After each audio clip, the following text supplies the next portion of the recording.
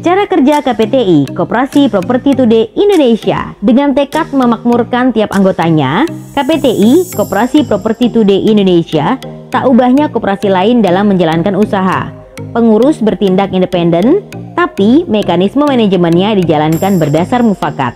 Melibatkan anggota, keputusan pengurus, kontrol dari Dewan Pengawas, dan menerima saran Dewan Penasehat.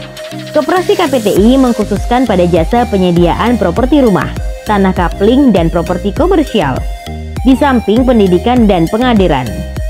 Kesemuanya bertujuan untuk memfasilitasi masyarakat agar lebih gampang punya hunian dengan cara menabung di lembaga koperasi. Secara operasional, Koperasi KPTI menganut prinsip dasar koperasi pada umumnya, dari anggota, oleh anggota, untuk anggota.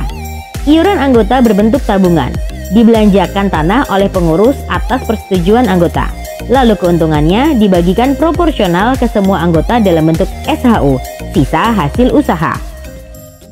Awak Koperasi KPTI meyakini, apabila makin banyak masyarakat melek nabung tanah, maka perimbangan pemilikannya lambat laun bisa diwujudkan. Sebab konon, ketak berimbangan pengusaha tanah khususnya di wilayah perkotaan sudah tahap mengkhawatirkan. Tanah yang dikuasai masyarakat makin sedikit dibanding yang dikuasai kelompok usaha besar dan segolongan kecil lapisan elit. Di Indonesia, ketidakberimbangan pemilik tanah ditengarai akibat kemampuan masyarakat membeli tanah melemah. Rata pendapatan tak sebanding lonjakan harga tanah. Penghasilan relatif ajek, sementara nilai tanah terus melambung.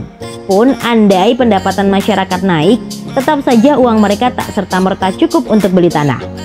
Masyarakat tak mampu beli tanah sudah berlangsung lama, dan karena itu KPTI menghadirkan gerakan menabung beli tanah. Bukan cara konvensional menabung sedikit demi sedikit secara perorangan, melainkan menggabungkan uang tabungan anggota koperasi secara bersamaan hingga berjumlah cukup, lantas dibelikan tanah. Tabungan tanah cara Koperasi KPTI mempersingkat pengumpulan uang dalam jumlah sepadan harga tanah.